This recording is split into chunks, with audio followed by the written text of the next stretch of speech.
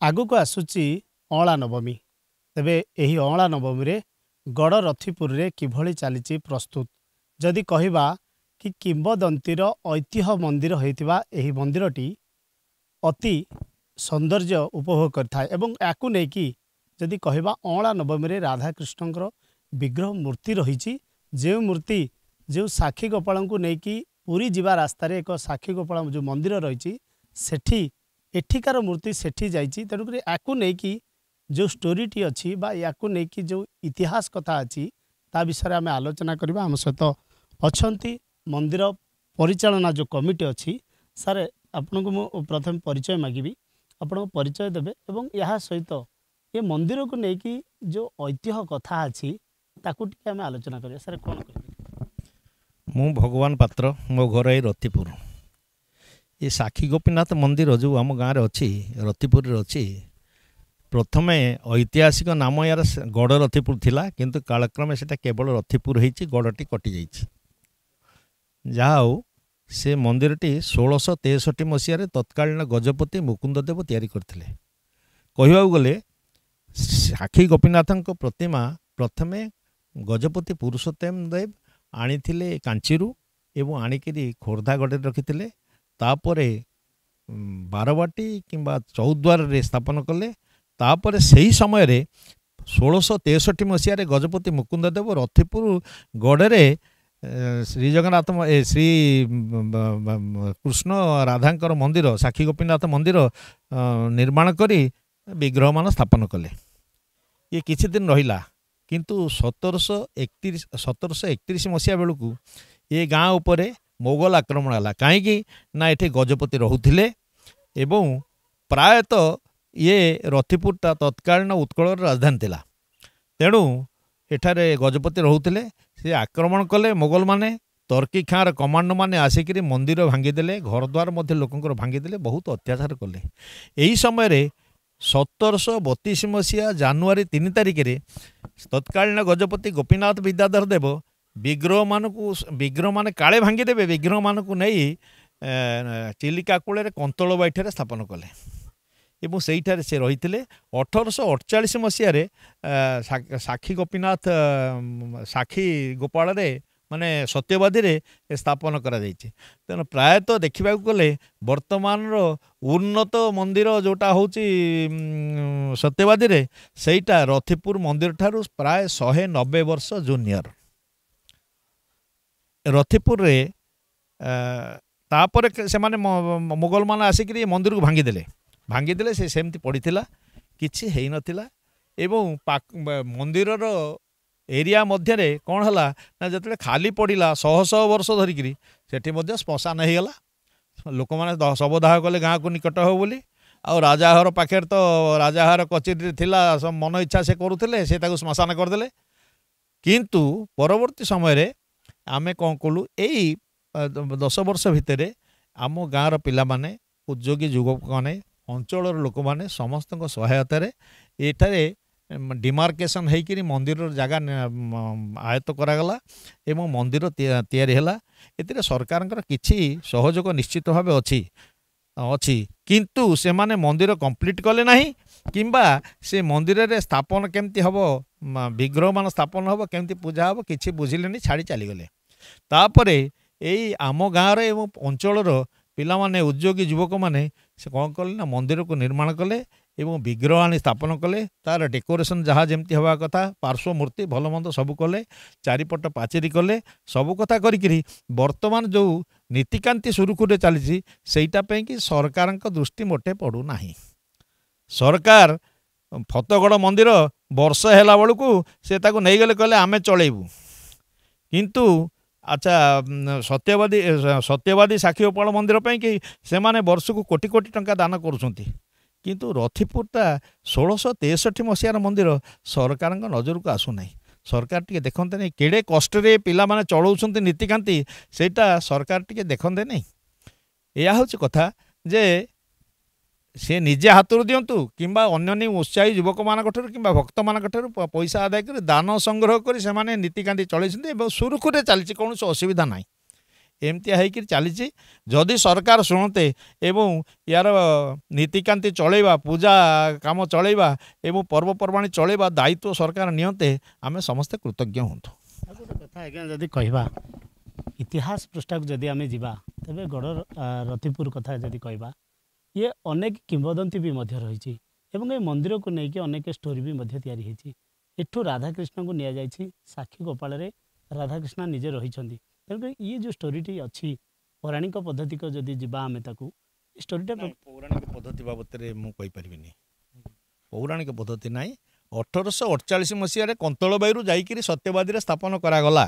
तेणु ए 1663 एवं 1848 ये पाखापाखि 190 वर्ष पाखापाखि पर सत्यवादी मंदिर स्थापन कर 190 वर्ष पाखापाखि एठू से जूनियर निहत भाव सरकारी क्षेत्र में एठिका प्रशासन भी दृष्टि देवार आवश्यकता भी दृष्टि देइछंती कहीं मंदिर जो पूरा भग्न अवस्था थिला जेतेबेले तोड़ाई सरकार किसी दृष्टि देइछंती जे सी जो दृष्टि देइछंती निज तत्वावधान में मंदिरटी केवल पत्थर आणिकी गढ़ीदेले किंतु आनुषंगिक व्यवस्था किसी कले ना प्लास्टरिंग कले ना कि भीतर फ्लोरिंग कले ना कि पाचेरी कले ना कि कले ना कौन कर्म कले ना खाली मंदिरटा सेमती करदे केते पैसा खर्च कले 5 टका खर्च कले 5 लाख खर्च कले 25 लाख खर्च कले से माने जानिथिबे गाँ लोक कहीं जानते ना से व्यवस्था कले एवं छाड़ी पड़े किंतु सेतरे कौन मंदिर ठाकुर रहिबे कि तेणु ताकू पूरापूरी संपूर्ण करिसेंती पिला माने आमरी गाँव युवक माने आमरी गाँव ग्रामवासी एवं अंचलवासी समस्त दान रे ए मंदिर छिड़ा होती आपण जहाँ बर्तमान देखुं से एवं नीतिकांति सुरखुरी चली जदि कहवा कि अँला नवमी आगु को आसूची किंतु ताकू नहीं जिते प्रस्तुत कथा कहुच्छी गड़ रथिपुर रे जो मंदिर अच्छी राधाकृष्णकर अति उत्साह सहित ये पालन करि ग्रामवासी माने किंतु ये आउ टिके सौंदर्यकरण हबार आवश्यकता अच्छी जेहेतु ये पुरातन मंदिर एवं जदि कहवा इतिहास पृष्ठा बा किंवदंतीर पृष्ठा को जदि आमे जीवा कहीं केते कालरू बा ब्रिटिश अमलरू ये मंदिर तो निहाती भाव आउ जने सार भी हम सहित अच्छा सार मुझे आपण पाखक आसबि जदि कहवा कि अँला नवमी वर्तमान आरंभ हो 31 तारिख रू ताकू नेकी एठी कौन प्रस्तुत रही किभली भाव में लोकंकर समागम हेबो किभली लोक माने पूजा अर्चना करें या प्रति कौन रही आमर अँला नवमी जो प्रोग्राम हुए गोटे शेड्यूल प्रोग्राम आगु तैयारी कराए जे केतेबेले आमर मंदिर खोलिबो केतेबेले मंदिर बंद होबो एवं सांस्कृतिक कार्यक्रम मान कौन करा जीवो वर्तमान सकाळ भोर 4टारू आमर मंदिर खोलिबो पूजा अर्चना होसला बेले साधारण लोकंर दर्शन पे दिया जीवो एवं सेटा कंटिन्यू चलिबो राति पर्यंत राधापाद दर्शन करने एवं या सहित मत सांस्कृतिक कार्यक्रम अच्छी सांस्कृतिक कार्य सुभाष दास को कंटाक्ट कर गीता दास को कर दीप्तिमयी दास को कराई से सांस्कृतिक कार्यक्रम करेंगे और संध्या बेले पिला माने छोट छोट जो पिला माने अच्छे अन्य से कल्चरल काम कार्यक्रम करेंगे ता सहित भोजन प्रसाद करके समस्त जीवाई बंदोबस्त कर जिते लोक आसवे जिते भक्त आसवे मंदिर को समस्ते प्राय प्रसाद पाई जी एवं 15,000 लोक मान प्रसाद सेवन व्यवस्था करा ता सहित राति की आमर सांस्कृतिक कार्यक्रम करा सामाजिक नाटक परिवेशन करा और 2 दिन हम 31 तारिख दिन हम ता पर दिन हम कहवा सारे 2 दिन धरिकी बेस चर्चित चर्चार भी रही था एठिका कार्यक्रम जदि आम कह अनेक लोक भी जोड़ी होती आम पूर्व को टे फेरिबा जे जो कथा गोटे पौराणिक पद्धति रही